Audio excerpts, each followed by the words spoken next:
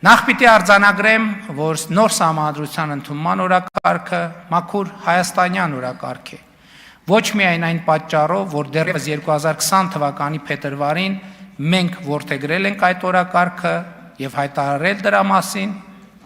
այլև հիմա Հայաստանի Հանրապետության քաղաքացիները քվեարկելով քաղաքացիական պայմանագիր կուսակցության օգտին, քվեարկել են նաև այդ օրակարգի օգտին, որովհետև նոր սահմանադրության ընդունումը քաղաքացիական պայմանագիր կուսակցության նախընտրական ծրագրի կարևոր դրույթներից մեկն է։ Այն հիմնավորմամբ, որ Հայաստանի ժողովուրդը իրավունք ունի ի վերջո իր լեգիտիմ եւ ազատ կամ արտահայտմամբ ընդունված սահմանադրություն ունենալ եւ ազատ կամ արտահայտմամբ իր համար սահմանել իրավակարգ եւ ապրելու կանոններ։ Մյուս կողմից հնարավոր չէ ժխտել, որ Ադրբեջանը շատ ակտիվ արծարծում եւ նույնիսկ գործիքայնացնում է սահմանադրական բարեփոխումների թեման եւ սա հանրահայտ փաստ է, բայց եթե սա նշանակում է, որ նոր սահմանադրության հարցը ադրբեջանական օրակարգ է, ինչպես պնդում են որոշ ընդդիմադիր շրջանակներ, եկեք ետ գնանք եւ նայենք երրորդ հանրապետության պատմությանը։ Այդ նույն տրամաբանությամբ 1994 թվականից միայն Ադրբեջանն է շարունակաբար արծարծել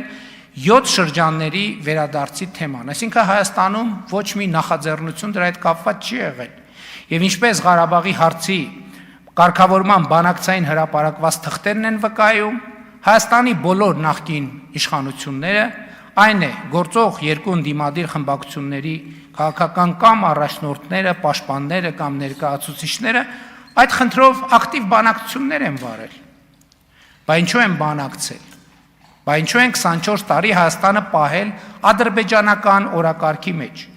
Ինչու են առաջնորդվել ադրբեջանական օրակարգով։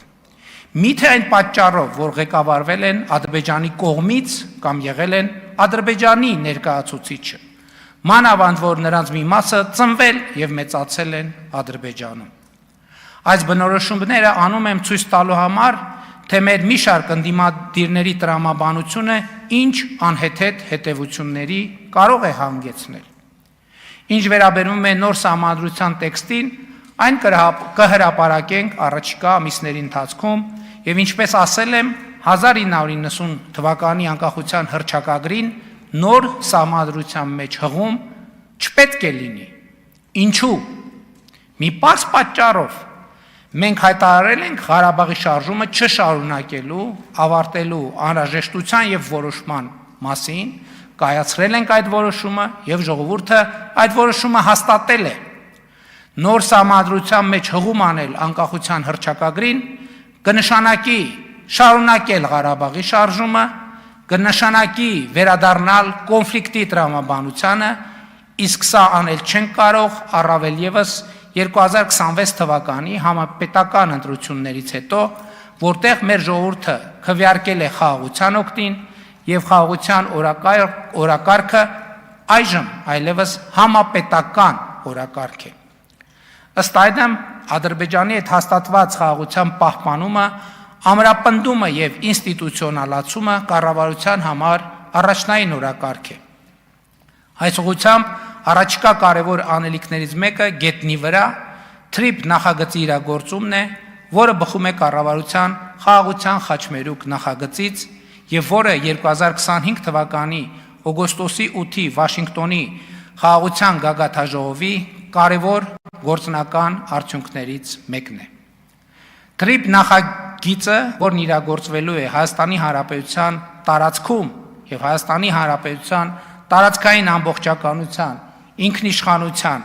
իրավազորության սկզբունքների հիման վրա վերջ է դնելու Հայաստանի շրջափակմանը։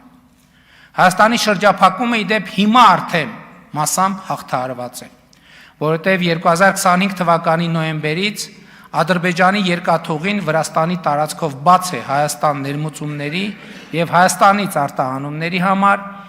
իսկ Ախալքալակ Կարս երկաթուղին, ինչպես տեղյակ եք, մայիսին բացվեց Հայաստանից արտահանումների եւ դեպի Հայաստան ներմուծումների համար։ Այժմ նաև Թուրքիայի ճանապարհներն են Վրաստանի տարածքով բացվում Հայաստանի ավտոմեքենաների համար։ Թրիփ նախագիծը սակայն ոչ միայն Հայաստան, Ադրբեջան ուղիղ երկաթուղային կապն է բացելու, ներառյալ Հայաստանի տարածքով Ադրբեջանի արևմտյան շրջանների եւ Նախճեվանի ինքնավար հանրապետության միջև կապը, նաեւ Հայաստանի հյուսիսային շրջանների երկաթուղային կապը Սյունիքի մարզի հետ Նախճեվանի տարածքով, այլև Հայաստանը ինտեգրելու է միջազգային երկաթուղային ցանցին։ Ուզում եմ ընդգծել, որ նախագծի իրագործումը բացելու է նաև երկաթուղային կապը Պարսից ծոցի եւ Սև ծովի միջև։ Իրանի, Նախճեվանի, Հայաստանի եւ Վրաստանի տարածքով, որը դարակազմիկ փոփոխություն է թե Իրանի, թե Ադրբեջանի, թե Հայաստանի, թե Վրաստանի համար։ Հայաստանն այսպիսով երկաթուղային կապ է ստանալու Իրանի Իսլամական Հանրապետության հետ։ Ուշադրություն եմ հրավիրում այն փաստի վրա, որ Պարսից ծոց Սև ծով երկաթուղին Թրիփի հետ ուղիղ կապ չունի, այսինքն այդ նախագծի մաս չէ։ Նրա վերաբացումը դառնալու է տարածաշրջանային ապաշրջափակման կարևոր հարակից արդյունքներից մեկը։ Ինչ վերաբերվում է բուն Թրիփի երկաթուղային ենթակառուցվածքներին, ակնհայտ է, որ այն անցնելու է Նռնաձոր ակարակ երթուղով, Հայաստանի հարավային սահմանի երկայնքով, Արաքսի ափով խորհրդային ժամանակներում գոյություն ունեցած մեզ բոլորիս հայտնի երկաթուղու ծրագծով։ Այդ երկաթուղին Ադրբեջանի տարածքով Հայաստանը կապելու է Ռուսաստանի եւ Կենտրոնական Ասիայի հետ եւ հասկանալի է, որ դրանով ահռելի բեռնափոխադրումներ են իրականացվելու հատկապես արևելքից արևմուտք։ Այդ բեռներն անխուսափելիորեն անցնելու են Թրիփով, Նռնաձոր, Ագարակ երկաթուղիով։ Հասկանալի է, որ ագարակից բեռները մտնելու են Նախճեվան եւ այստեղ է, որ մեզ համար ծագում է մի իրադրություն, որի կառավարումը էական նշանակություն ունի Հայաստանի համար։ Իսկ այդ իրադրությունը հետեւյալն է. խորհրդային ժամանակներում Նախճեվանից երկաթուղին Արտի մարզի երասք բնակավայրով մտել է Հայաստան եւ շարունակվել է մինչեւ Շիրակի մարզի Ախուրիկ բնակավայր, ապա եւ մտել Թուրքիա։ Ու մենք հիմա տեսնում ենք, որ միջազգային ներդրողները ոգևորված լինելով Թրիփ նախագծով եւ ներդրումներ անելու մեծ ախորժակ ունենալով, երասխ Ախուրիկ երկաթուղային հատվածը շրջանցելու ուղիներ են փնտրում։ Փնտրում են սխեմա, որ բեռները Նռնաձոր ագարակ երկաթուղով Նախճեվան մտնելուց հետո դեպի արևմուտք ընթացքը շարունակեն ոչ Հայաստանի երկաթուղով, այլ շրջանցեն Հայաստանի երկաթուղին։ Սա մեզ համար մեծ խնդիր է, որովհետև նման սցենարում Հայաստանը մեծ եկամուտներ, ներդրումներ, պոտենցիալ, աշխատատեղեր, զարգացման հնարավորություններ է կորցնում։ Իսկ ինչու են ներդրողները, բեռնափոխադրողները, ապրանքներ վաճառողներն ու ձեռքբերողները ուզում խուսափել երասխ Ախուրիկ երկաթուղուց։ Մի պարզ պատճառով երկաթուղու այդ հատվածը, թեև Հայաստանի լիարժեք սեփականությունն է, գտնվում է ռուսական երկաթուղու կառավարման ներքո։ Իսկ Ռուսաստանի եւ Արևմուտքի բարդ հարաբերությունները, Ռուսաստանի նկատմամբ կիրառվող պատժամիջոցները միջազգային ներդրողներին, բեռնափոխադրողներին եւ առևտրի մասնակիցներին ստիպում են խուսափել, դա ռիսկ համարել եւ ռիսկի չդիմել, ուղղակի կամ անուղղակի պատժամիջոցային սահմանափակումների կամ նման ռիսկ ունեցող ենթակառուցվածքի հետ աշխատելով, այսինքն նրանք համարում են, որ աշխատելով նման ենթակառուցվածքների հետ ռիսկի են դիմում։ Մանավանդ եթե հաշվի առնենք Թրիփով բեռնափոխադրումների ամենախոշոր հաճախորդները լինելու են այն երկրները, որոնք պատժամիջոցներ են կիրառել Ռուսաստանի դեմ։ Հասկանալի է, որ Հայաստանը ոչ մի առնչություն եւ ազդեցություն չունի Ռուսաստանի դեմ կիրառված պատժամիջոցների հարցում։ Հասկանալի է, որ մենք խնդիր չունենք նաեւ այն փաստի հետ, որ Հայաստանի երկաթուղին գտնվում է ռուսական երկաթուղիների կառավարման ներքո։ Սա մեզ համար որևէ խնդիր չի եղել եւ մենք երբեք այս թեմային չենք անդրադարձել։ Ընդ որում էլի ուզում եմ կրկնել, որ երկաթուղին Հայաստանի սեփականությունն է եւ ընդամենը գտնվում է ռուսական երկաթուղիների կառավարման ներքո։ Ու մենք ոչ մի խնդիր չունենք այս փաստի հետ։ Մենք մեծագույն հարգանքով ենք վերաբերվում Ռուսաստանի Դաշնությանը եւ նրա շահերին, բայց Հայաստանի երկաթուղին ռուսական կառավարման ներքո լինելու պատճառով հիմա մենք կանգնած ենք Հայաստանը միջազգային երկաթուղային ցանցին ինտեգրելու պատմական այս հնարավորությունը կորցնելու վտանգի առաջ։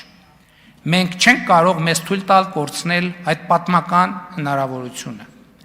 Այս է պատճառը, որ Ռուսաստանի Դաշնության մեր գործընկերներին խնդրում ենք ճկունություն ցուցաբերել եւ կոնցեսիայի իրավունքը վաճառել Հայաստանի եւ Ռուսաստանի համար ընդունելի երրորդ երկրի։ Կրկնում եմ, Հայաստանի եւ Ռուսաստանի համար ընդունելի երրորդ երկրի։ Ընդ որում, բոլորիդ ուշադրությունն եմ հրավիրում այն փաստի վրա, որ այս համանգամանքներում ավելի է ակտիվացել